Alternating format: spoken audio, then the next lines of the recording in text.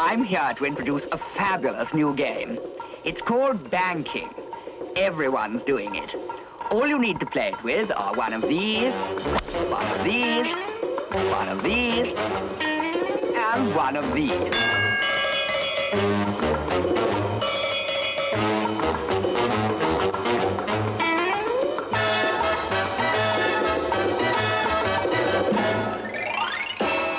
Like many in the 1980s, Nick Leeson wanted to be rich and successful. But Nick Leeson was also a very strange man. He had an extraordinary ability to manipulate and deceive those around him. This is his story. It is also the story of those he deceived. They willingly entered into a dream he wove, lured by the prospect of vast sums of money. And together they lost £830 million.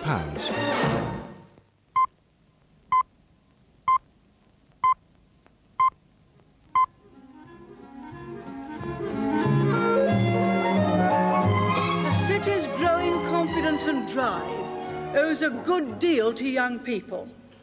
Its vast new dealing rooms are run by the young. People who made it not because of who they know or what school tie they wear, but on sheer merit. And that is the kind of society I want to see.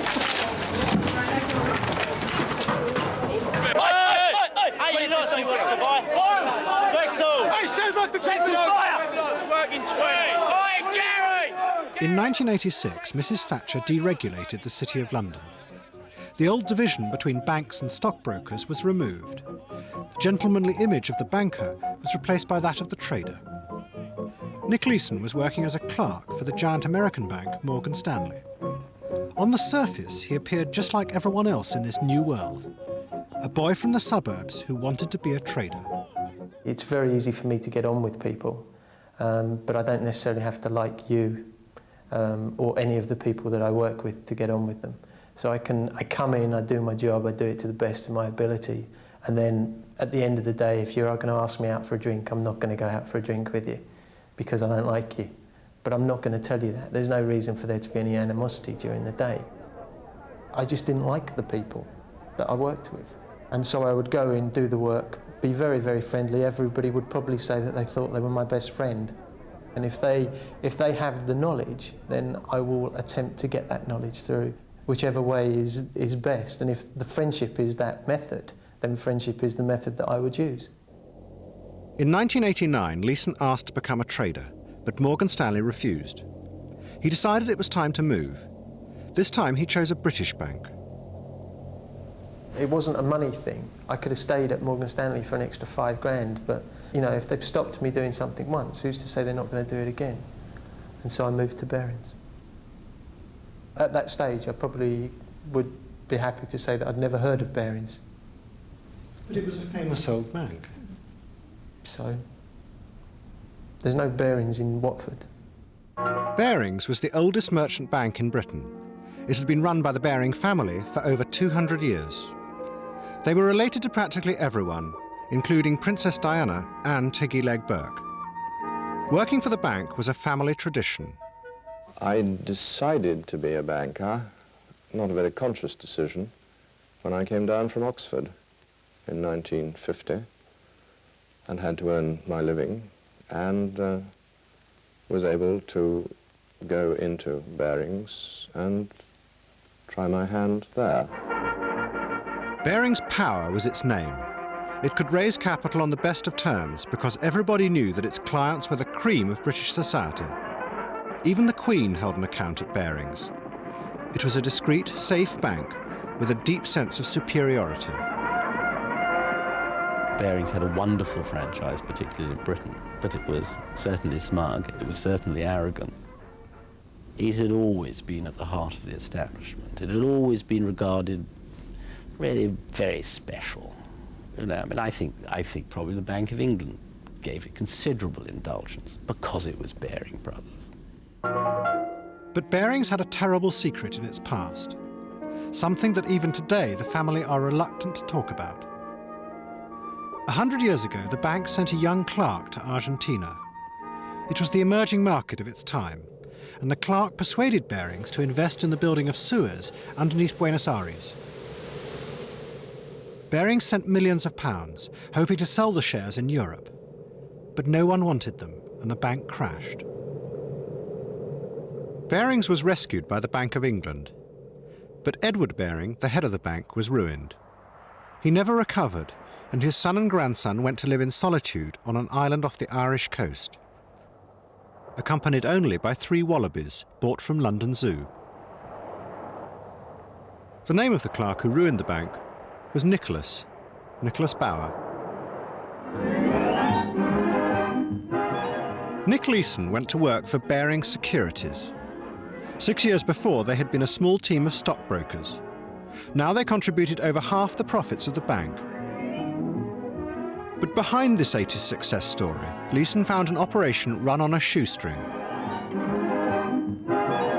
Just a totally different environment. There was, at Morgan Stanley, everything was new. All of the equipment was new, the furniture was new. At Barings, everything is, just tacky, I suppose. I can't describe it any other way. The Futures and Options department was operating on a PC and on a software program that was written by one of the people that I worked with. It was very much on the back of Matchbox type things. And there were a lot of problems. Leeson had joined an organisation falling apart after the boom of the 80s. He worked as a bookkeeper, trying to keep track of the bank's money. And he was good at it. Soon he was sent overseas to sort out problems. In Jakarta, he found huge sums of money owed to the bank by its clients. It was typical Barings. Barings had paid for a lot of stock and hadn't actually received anything back from the customers. The figure was £100 million. They just didn't have the right people in place to control it and monitor the settlements. They'd go in and do the dealing and everything okay, but then just the back office would fall apart all the time. It was typical Barings. In Jakarta, Leeson met another clerk working for Barings, Lisa Sims. You don't sort of wake up one day and think, I'm attracted to Nick, because you just grow on each other. Things that things that Nick could make me laugh. He is quite funny, he does make you laugh. And he is quite friendly. How ambitious was he? Very. You could just tell, the minute like I said, you're working with Nick, he was in control of everything and very ambitious, and he wanted to get things done. In March 1992, Nick married Lisa. 10 days before the wedding, he had received some good news. He was to be a trader at last. Barings wanted him to go and run their futures operation in Singapore. Leeson asked Lisa to leave her job and come with him. And she agreed. I thought, I want to spend the rest of my life with Nick. All I wanted was my little house, a car, 2.4 children, and to be happy. What everyone wants, really, just to be comfortable. And I thought that's what Nick wanted too.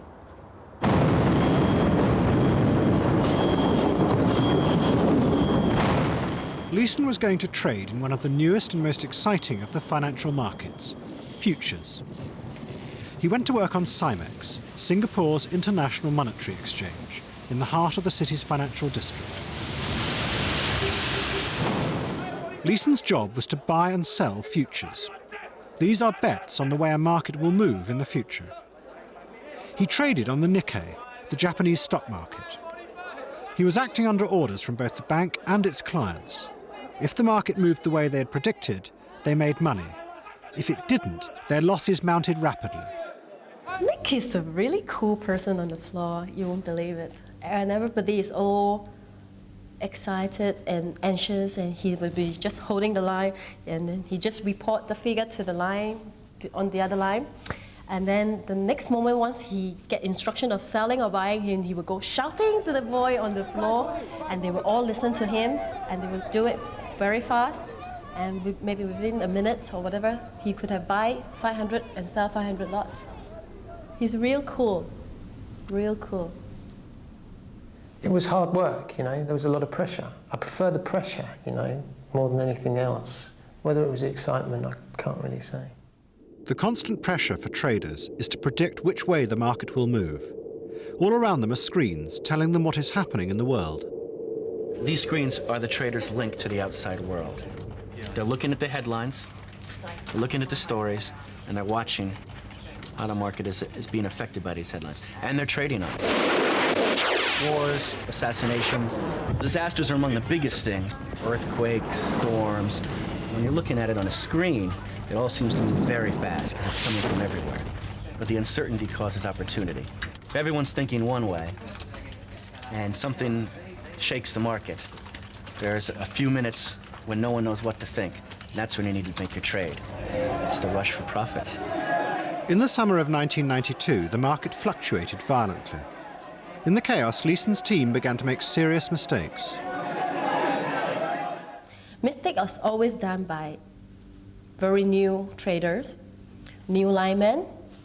When the customer say, sell one lot, and then she went, buy one lot. You know, instead of putting here, sell one lot like this, and she put like that.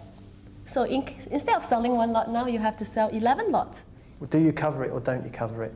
And at the same time, the market was sometimes up 1,000 points. There were 4 or 5 days when it was going up 1,000 points in a row. So if you're out 500 contracts and you're looking at 1,000 points, you're looking at $2.5 million. It's an awful lot of money. And they always go, boss, I make a mistake. And then Nick will go, okay, I settle it. There's not a lot I can do about it at 11 o'clock on a Friday night. And you know, by the time Monday comes around, the market's probably opened up a little bit higher, so now the loss has increased. The normal response of a trader would be to tell head office, but instead Leeson hid the losses. He didn't want to go back to being a clerk. He put the losses into a computerized account called the 5/8 account and altered its software so London wouldn't see what he was doing. His only problem then were margin payments. These are small down payments made on every future. The bank later gets the money back from its clients. The only way to get this money was to ask London, so Leeson took a chance. He told head office it was for futures he had bought for clients. But the clients didn't exist. It was a blatant lie. From the first time that I do anything, I'm not expecting to survive anything more than 2 days. As you get past the two-day period, then you start to get more confidence because it isn't being found. If it's not found after 2 days, when is it going to be found?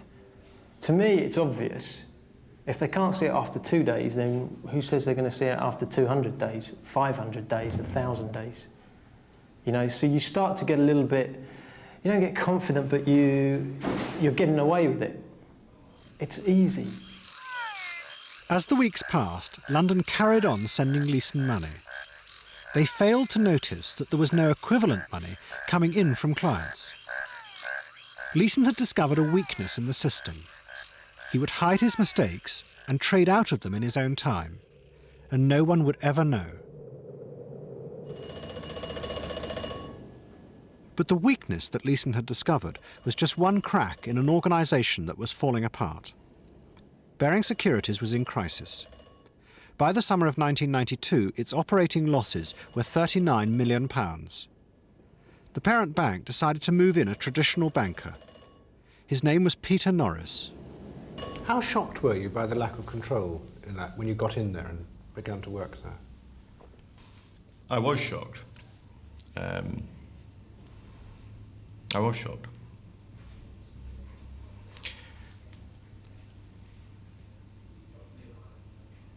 Because I didn't feel that it should have been allowed to reach that point. It was a clash of cultures. Peter Norris was a merchant banker. He believed in control and good bookkeeping. The culture he met in Barings Securities was that of the 80s, a buccaneering spirit where controls were seen as a hindrance. They stopped you making money. But as Leeson had discovered, this attitude bred chaos. There was a culture which said that businesses of that type operated far better in an informal environment than a formal environment. I think that that was a significant error of judgment. So Leeson's not completely wrong? No. Baring brothers decided to take over Barings Securities. The cowboys of the 80s were kicked out, and Peter Norris moved his own team in. They set about counting the money and imposing controls. Norris became the chief executive. If he didn't stop the losses, Barings Securities might go bankrupt. If operating losses had continued at the level they were, that could have had a very serious effect on that business's ability to finance itself. Maybe derailed because of that. It was a bad time. Frightening? I find it quite frightening, yes.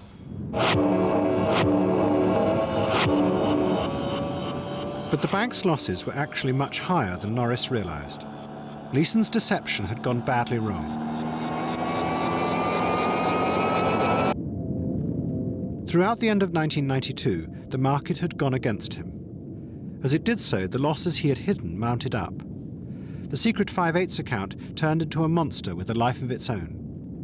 At one point, it held losses of £4 million. A massive loss. I mean, it was a massive loss. But you know, and the margin payments were increasing. The market was going against me on a daily basis, and something had to be done about it. The loss was just accelerating. You know, it starts to get pretty frightening. You know, I'm not sleeping at night. But Leeson decided to go on. He took the classic gambler's strategy. He doubled up. Secretly, he bought hundreds more futures. It was incredibly dangerous and against all the bank's rules. But it meant that if the market did move his way, he would make a great deal of money and wipe out his losses. Why did I choose to go on? What is the option to choosing to go on and to deciding to go on? You know, you have to realise the loss. I didn't want to cause Barings to lose all this money, so I'm operating in the belief that I can get it back. You know, maybe it goes back to the confidence thing. I don't know. I mean, I'm confident I can get it back at that stage, I suppose.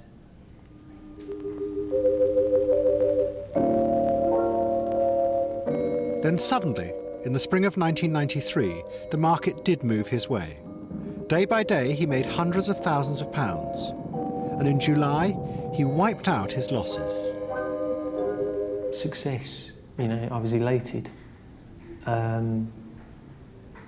You know, I mean, we had a barbecue at home with some friends and then playing a stupid game afterwards, Pictionary or something like that, all getting pretty drunk around my apartment in Singapore. And, you know, I was happy. The nightmare was over. There was a big group of us, but we were out we had like a little balcony. And Nick just said that he'd been under a lot of pressure at work and that he'd lost money, and but now, you know, he'd recouped the losses and everything was okay. And then I said, well, how much did you lose? And Nick said £1 million. I just told her that we'd had a problem and, you know, I'd been covering up a few trades and just told her a figure. I don't know what I used, $1 million or something. But then reading the book, I find out it was 6 million. I mean, just as well he didn't tell me it was 6 million at the time, because I think I would have hit the real, I fainted first and it scraped me up first, and then I would have sort of torn him off. But I just think, oh, you know, it's unreal, that money. I mean, £1 million was terrible to, you know, I thought, oh, Nick, you know, think about us in the future rather than protecting them. And don't do it again. And on the Monday, he did it again, by all accounts. Why do you think he did that? Because I don't think he wanted to be seen as a failure. I suppose he only wanted, like I said, everyone wants to be seen as a success. I suppose he thought, well, I've done it before and it worked out okay, maybe I can do it again. I don't know why he did it. That's questions I need to ask Nick. You just lived through 9 months of what you described as a nightmare. And here you are, started it again. I'm not a psychologist, I can't explain it. But, yeah, I didn't want to let the people down. Leeson started his deception again. But this time, it was not to cover up other people's mistakes. It was a deliberate fraud. He began to use his secret account to give his clients cut-price deals. He sold them futures at unreal prices, making a loss for himself. He then took these losses and hid them away in the secret account. Leeson had found a way of making himself seem a success. He would be the clever trader he'd always wanted to be. No one would ever know that this was a lie, that hidden away in the 5/8 account were mounting losses. He would trade out of them just as he had before. Or so he thought.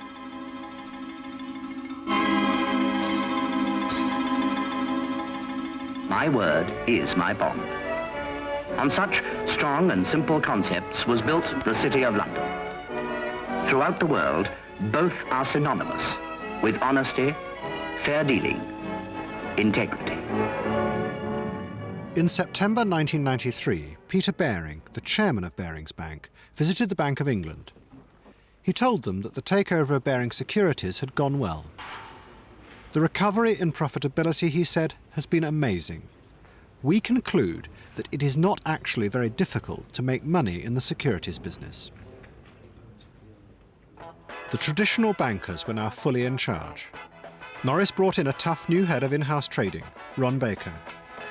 Although Leeson was not part of Baker's group, he contributed to its profits. And Baker noticed a surprising amount of money coming from Leeson's activities.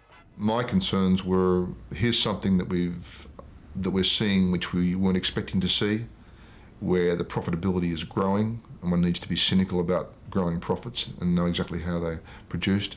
In May, I went down there and met the people that were there. What struck you was that he was a complex guy. There was no doubt when you met Nick that he was complicated and that there were things going on below the surface that didn't come out naturally in conversation. I suppose that my overriding impression was of somebody who was very polite, somewhat overly deferent.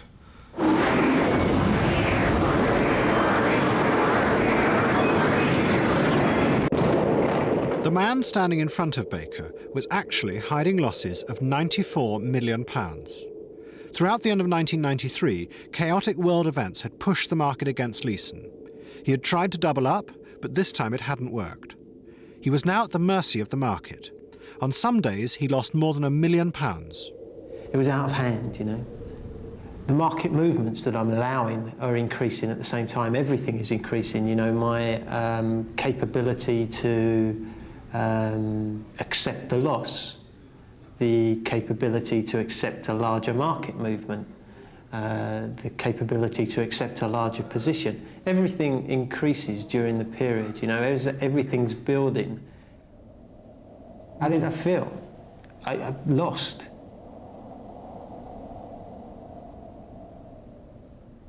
I felt we needed to investigate the operation, and I felt that he as an individual seemed immature and a guy who was struggling with his changing role. But did you think he was hiding something? No, I didn't think he was hiding something. I thought he was somebody who was having trouble adjusting to the need to talk to senior people about what he did. Leeson was also being noticed by those in charge of sending him money. As his losses mounted, he told the usual story. The money was for clients. But the new man had noticed there was something wrong. These clients weren't paying their bills. For the first time, an internal audit was being done, and they told the auditors of the problem. In July, the auditors flew to Singapore. By this time, the secret 5/8 account held losses of more than £100 million. You have to expect everything to be found.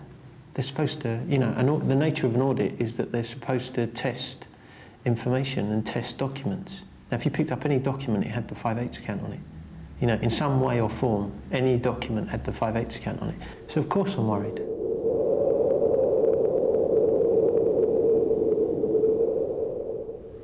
They come in and they don't test any records. So I can't be happier. They didn't test one record, one report. You know, I mean, it's not an audit. Leeson says that he was convinced he was going to be discovered, and it would have been easy to discover him, and they didn't. Right. He portrays himself almost as a passive figure. Do you think that's true? No. I mean, it's only my... It can only be my speculation about it, of course, but I think he conducted a determined completely unscrupulous and ultimately extremely successful campaign to avoid discovery through that audit. Yeah, it's complete amazement, but as you get to know the people at Barings, you can then understand the amazement. A lot of them are just bumbling fools. And that's not me saying that with hindsight. I think if anybody met them, they would get that impression. They come out of some of the reports quite well because they're allowed to say what they like, and I don't have an opportunity to answer back and make their comments look stupid, which they are. Well, I think he's a highly intelligent creature with a very highly developed skill in manipulating people around him in a quite extraordinary way. He's like a virus that gets into the workings of something that does work and perverts it utterly. He's an agent of destruction. The auditors returned to London full of praise for Leeson. They worried about his dual role as both trader and bookkeeper, but they completely failed to spot the most obvious evidence of his fraud. The money being forwarded to Leeson every day was not being repaid to the bank. There were no clients, but the auditors hadn't noticed. Was it Nick, or was it the auditors? I think it's the auditors in the end. Nick would probably have been clever, probably distracted people, but at the end of the day, there's a job there to be done. It seems to me that they began to associate the commercial success of the organisation somehow or other with the lack of controls. You ran a London investment bank with pristine controls, which you polished regularly. But a global stockbroker was a very different business, and maybe that was a business in which you let it rock and roll a little bit more than you did with the merchant bank, because that was the way that business had been successfully run. The people that were sent in to fix the controls were seduced by the commercial success of the organisation and lost their way. To the traditional bankers from Barings, the 80s culture they had taken over was strange and alien, but it was one that was making them a great deal of money, far more than they had made as merchant bankers. But what made that money was a willingness to cut corners and cheat customers. It was a culture that Leeson knew well, where extra profits were often skimmed off clients' accounts. There's a lot of funny stuff that goes on. You see it in the back office. I mean, at Barings, for instance, they have so many different suspense accounts where trades are fed through so that they can book the profits off to different accounts, especially on the futures and options side. That if they looked at those specific accounts, I think that there could be something there that is illegal. Some of the charges that I am currently going to be tried on in Singapore, and it's standard practice in the industry. And who wins out of that? The company, Barings. And they're lining their own pockets through doing these types of deals. There is nothing quite as wonderful as money, money, money, money. There is nothing like a newly minted pound. Money, money, money, money. Everyone must hanker for the butchness of a banker. It's accountancy that makes the world go round, round, round, round. You can keep your modest ways, for it's only just a phase. It's money, money, money makes the world go round. Money, money, money, money, money, money, money, money. The audit reassured Leeson's new bosses. He was now seen as a clever trader living the high life in Singapore. But by the autumn of 1994, his secret losses totalled £160 million. And he found himself in a terrible trap. To stop London being suspicious, he had to seem to be making huge profits. In fact, his profits were small. So he did something extraordinary. He used his secret account to buy futures off himself at fantastic prices. By doing this, he was able to fake huge profits, but his hidden losses grew even more. It was a vicious circle. He kept on having to do irrational things that would lose money on the exchange in order to produce the accounting effect necessary to continue to conceal. And so long as he could continue to get the cash, then it didn't matter whether he did things that were unprofitable, because in his own fantasy world, he was a star. You had almost a psychotic sort of figure toward the end of 1994. On the one hand, the powerful trader supposedly making profits. on the other hand, the reality of the continual loser and having to do irrational things that would lose money. I'll go down the betting shop, I put the whole lot on horse. Horse comes in last, I put bleeding more on. Horse comes in last again, I put bleeding more on. Horse is dead, I put bleeding more on. I'll go down the butcher, I say, oi mate, I want £1,000 on that piece of meat to win the derby. No, second thoughts, put some bleeding more on. That's what the old butcher calls me, bleeding more on. No, damn. Leeson was now on a merry-go-round he couldn't get off. Each time he declared more profits, he became more of a star. But in reality, each time he did this, his losses grew. It was an absurd situation, but on the surface, he was supremely self-confident. This film, taken at the end of 1994, shows everyone looking anxiously at the screens, except for one man on the right, Nick Leeson, who was now known as the King of the Exchange. Yeah, it does make you look back and think, obviously, I don't know Nick. I thought I did. I thought I knew him really well. Obviously, there's a side to Nick that I didn't know. I only knew his colleagues and the friends of ours that worked on the floor. And they only ever fed me with success stories saying how well Nick was doing, what a good trader he was. So I just thought things were fine. The fibs, the lies, that's what makes me angry. Why lie? I'm his wife. I'm his wife. Why should he lie? I mean, I suppose lots of wives think that when they find out their husbands have been having an affair and they think, well, you know, they've been leading a double life. And that's what it feels like. Not that Nick's had an affair. It feels like Nick was leading a double life. Leeson was now trapped by his own fake success. It was escalating out of his control. In September, the Singapore Exchange celebrated its 10th anniversary. The guest of honour was Lee Kuan Yew, the country's leader. That night, he announced Singapore's own version of the Big Bang, due partly, he said, to Cymex's recent successes. And now Cymex celebrates its 10th anniversary. 10 years of continuous growth in liquidity. Everyone knew that the man behind much of this success was the king of the exchange, Nick Leeson, and Barings was to receive 2 awards that night. The dynamic growth of the region has made financial markets an important conduit for users and suppliers of capital. We have to change and to liberalize to stay ahead. So it was like a glory day for Barings. Everybody was so happy and so proud of ourselves. We thought that Nick is the one who's going to receive the prize on the stage, but Nick wouldn't go on stage to receive the award. I mean, I know it's a lie.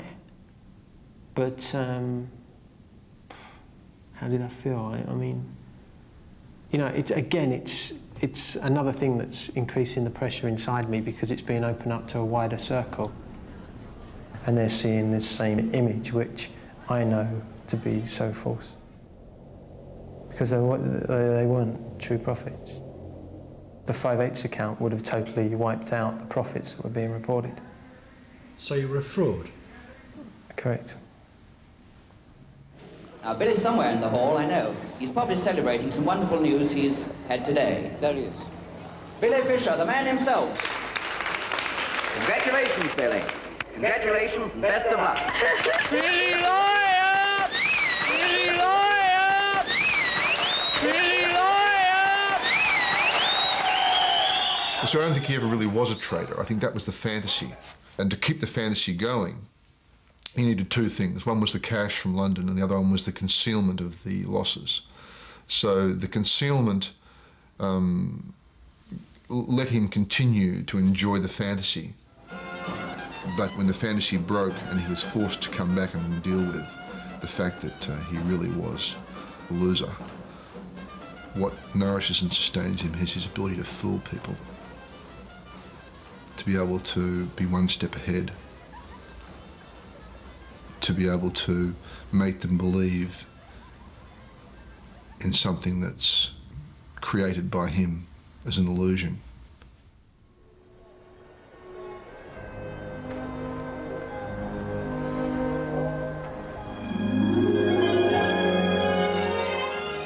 Everyone now believed the illusion that Leeson had created.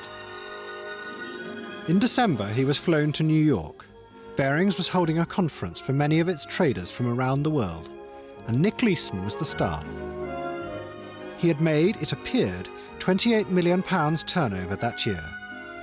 He was held up as the model for the future of the bank, the Cymex model. Lots of people were there. It was probably the biggest sort of thing on this sort of basis that they'd done for Barings, and it really was, I presume, on the back of the profits that I was reporting out of Singapore. And there's all these people are doing these presentations and they're thinking, shit, we're going to make a load of money this year. Look at how much money Singapore's got. Now, do I need that? No. Leeson faced an audience of executives who badly wanted to believe in him. All of them were to get vast bonuses that year. Some, like Ron Baker, of nearly £1 million. Much of this was to come from Leeson's profits. But there were traders in the audience who didn't believe Leeson. They couldn't see how such fantastic profits could come from low-risk trading. But Barings executives dismissed their worries. Is it possible to make such profits for what Leeson was supposed to be doing? Yes. I think if we had had somebody that was skillful, that was earnest, and that was attempting to fulfil that commercial strategy as honestly as they could within Cymex during that year, that we would have made money, decent money out of that activity. Would we have made £28 million? I think it's possible.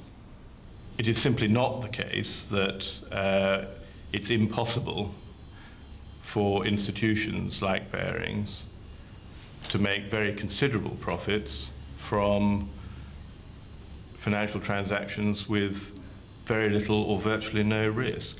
So when people say they should have known that it was impossible to make high profits with low risk, they're wrong? I think they're wrong, yes. The reason that Barings executives believed there was no risk was yet another deception by Leeson. They thought he had offset all his futures. This meant that for every bet he had made, Leeson had an insurance policy. He had made an equal bet on the market moving the other way. But like all of Leeson's activities, this too was a lie. None of his futures were offset. I'd never queried for an instant the basic premise of this business, which was that it was an offset. It never even occurred to me that that fundamental point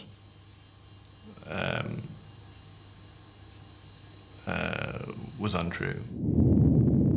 Leeson's positions on the exchange were now vast. Every night he asked for hundreds of thousands of pounds in margin payments, and Barings paid it. Yet those in charge of sending him this money knew there was something seriously wrong. The bank's treasurer, Tony Hawes, knew that there was nothing like this amount coming in from clients. He worried, but he didn't do very much. Those who ran Barings were not only mesmerised by Leeson's profits, they didn't understand the very basics of the business they had taken over. Mr. Hawes has declined to be interviewed. So senior managers within Barings Bank knew that there were vast differences between what Leeson was asking for and what you were being given, yet you were never told? Yeah. Should you have been told? Well, of course, you say, yes, I should. I should. Why didn't you know? Well, fundamentally because it wasn't raised in that way. Why not? I don't know. I don't know. But why didn't those people who ran Barings come to you and say, what are you doing? Because they're stupid. They don't understand the business and they should never have been in the position that they were in, especially people like Tony Hawes. He was supposed to be controlling the global treasury function. He was supposed to understand derivatives. He didn't. And he would pay the money every single day and would accept, you know, pretty ridiculous explanations from me. It wouldn't happen at Morgan Stanley. At Barings, they had a lot of idiots, basically, in every one of the controlling functions. They were asking questions, but they weren't going deep enough. They didn't understand the basics of the business. And you were creating a large amount of profits? Fictitiously, yeah.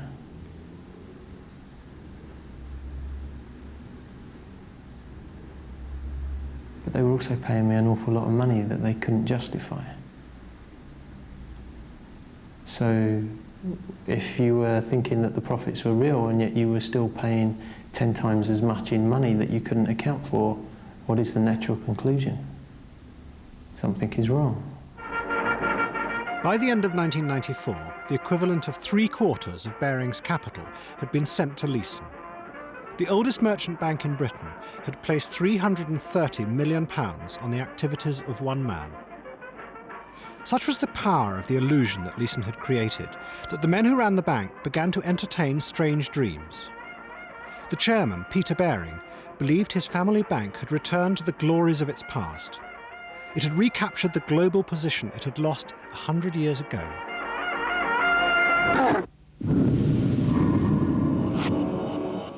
That Christmas, Leeson went on holiday to Ireland with his wife.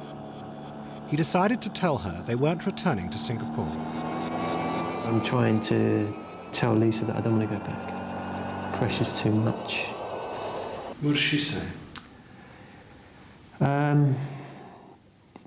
You know, she knows what the bonus figure is. The proposed bonus figure is supposed to be £450,000. It was just this bonus. Imagine, £450,000 is such a lot of money. You know, it would have set us up for the rest of our lives. You know, every week I sort of do scratch my six number, do my six numbers to think I could have a chance of winning that kind of money.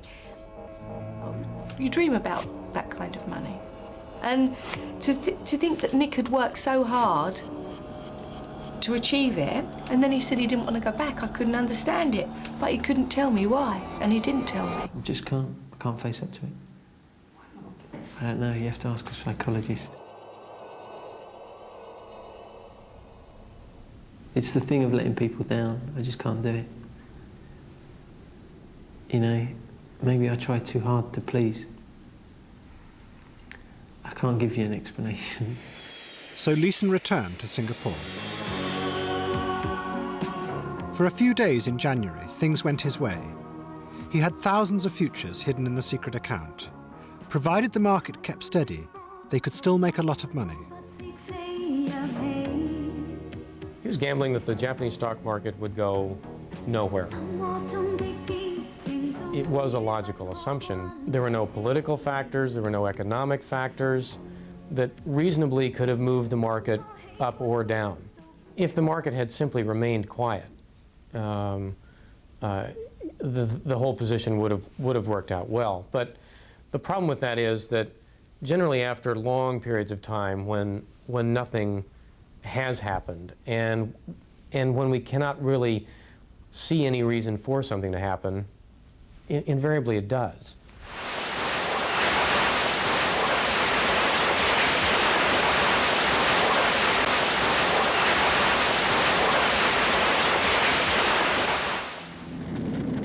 The effect of the Kobe earthquake on the Japanese stock market was disastrous. Immediately, the Nikkei began to plunge. It was bad, you know.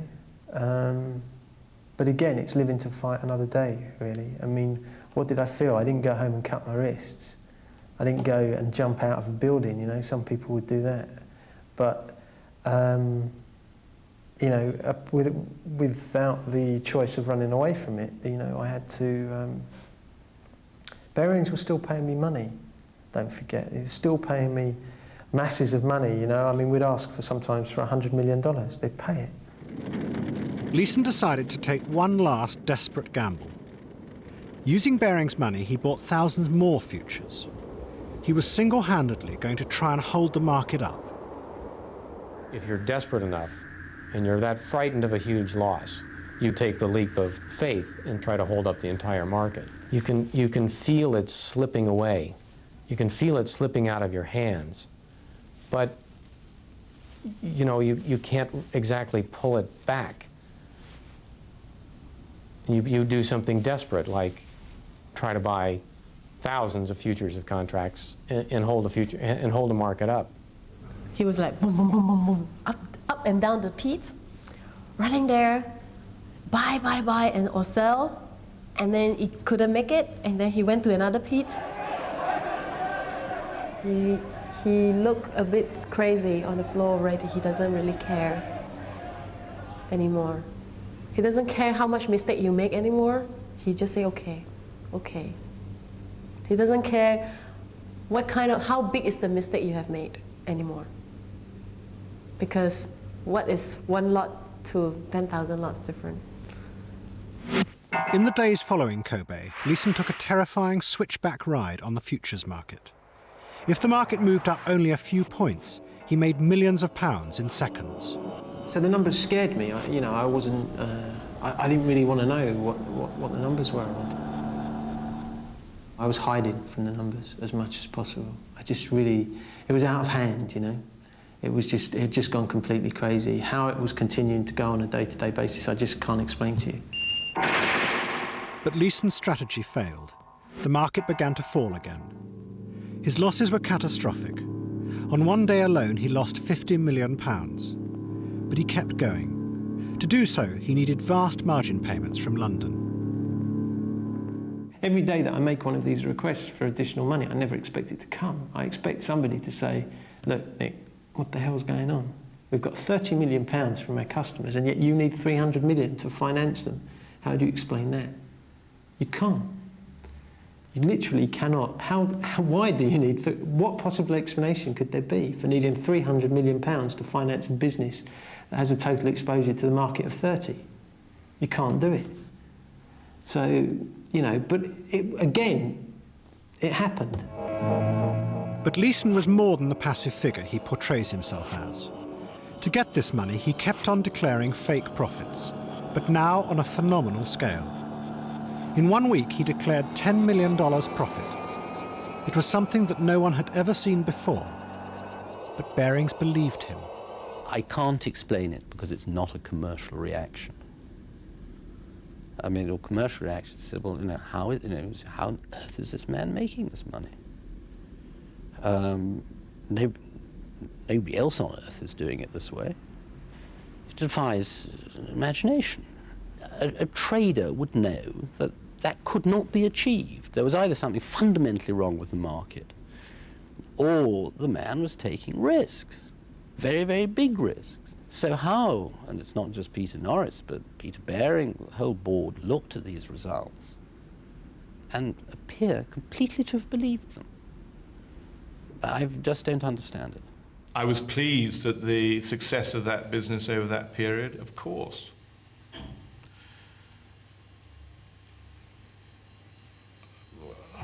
You know, Mad Hatter's Tea Party. By now, Barings was scouring the world's money markets to find the money to fund Leeson.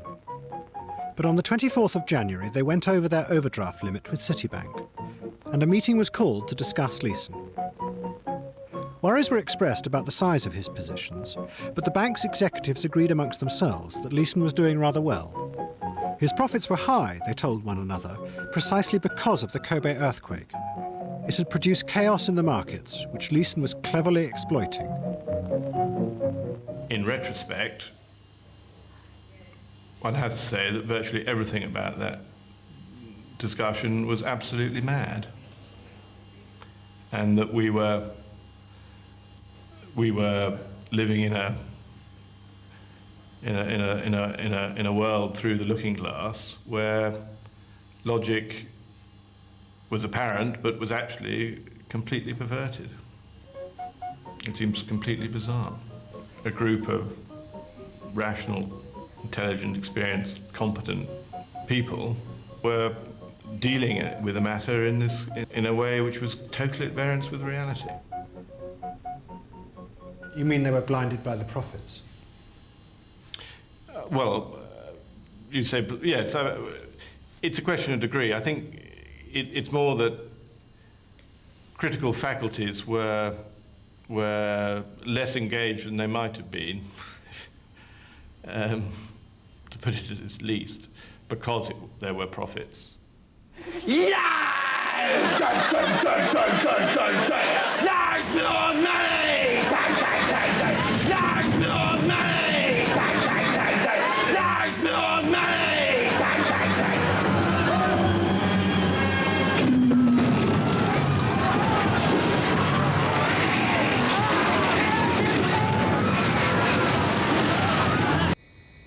But even when the truth stared them in the face, Barings still kept sending Leeson money. The bank's auditors now discovered a £50 million loss which Leeson hadn't managed to hide. Using scissors and glue at home, Leeson concocted paperwork that showed it was a loan to another bank. He faxed it through to the auditors. He forgot that on the top would be printed, "From Nick and Lisa." Completely ludicrous, you know, and it doesn't hold up to investigation, but it was accepted. I don't know how, but, you know, it was accepted. Why? I don't know. I mean, maybe I'm an unbelievable person. I don't know.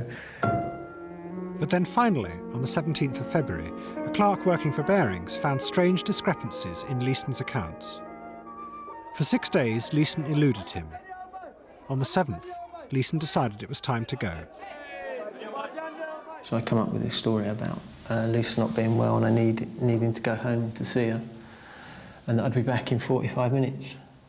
And we tie up a few loose ends that we had to do. And then we leave. I mean, it was a fight getting Lisa to leave. I'm telling her What did you say to her? I told her it was a problem. I didn't go any further than that. He said, you know, I need to have a chat. Fine. You know, so we had to drive in the car. And he said that he's under lots of pressure at work. If he didn't get away and think about things, he'd have a nervous breakdown. That's how I rationalised it in the end to her, to get her to agree to come.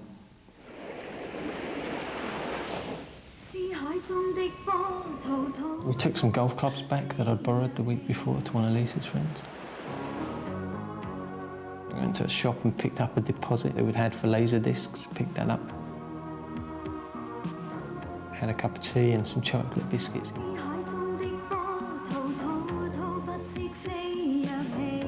I went home, packed the suitcases, and we took off to the airport.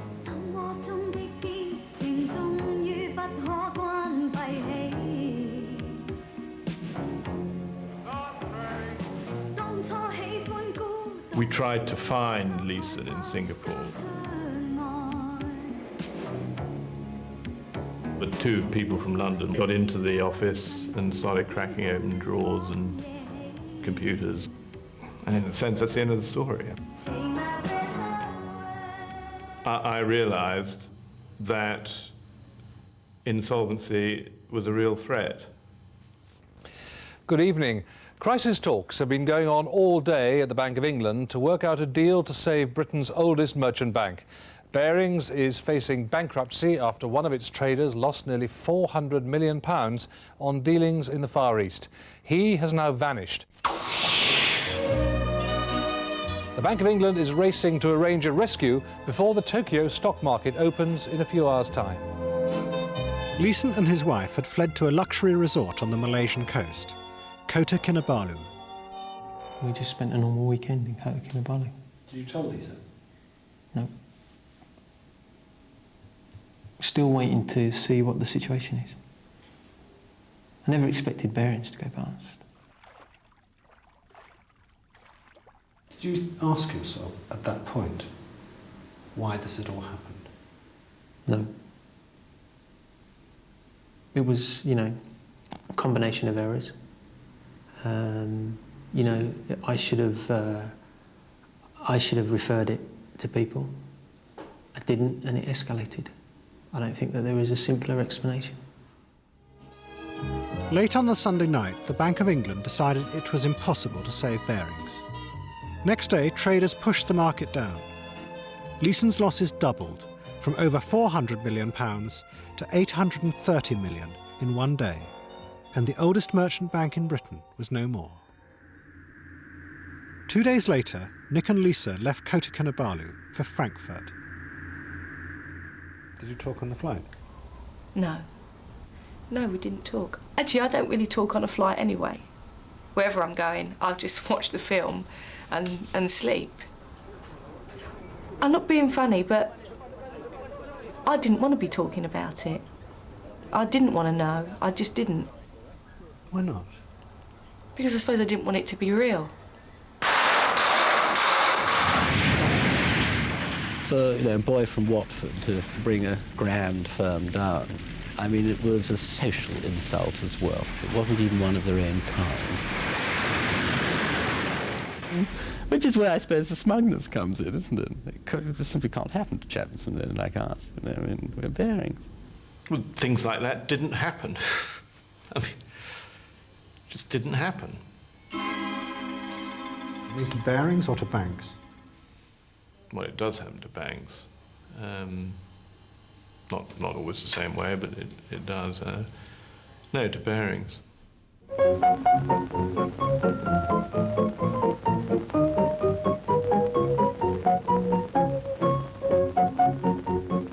And we found one of Nick's photograph in the drawer, and we put Nick's photograph up and we say, Nick, we do respect you. He can do it. Who can do it? Nobody else can do it. To bring down such a big bank. And I remember when he spoke to some of the traders, and they all say, oh, what would you like to be? And he say, I would never want to be rich. I want to be famous. I want to be well-liked. And so when things happen, we say, oh, Nick, you made it.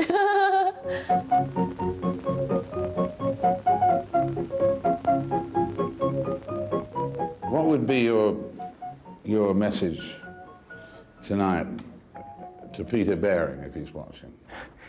I don't know. I mean, I don't really have a message to Peter Baring. I felt the Frost interview was very controlled.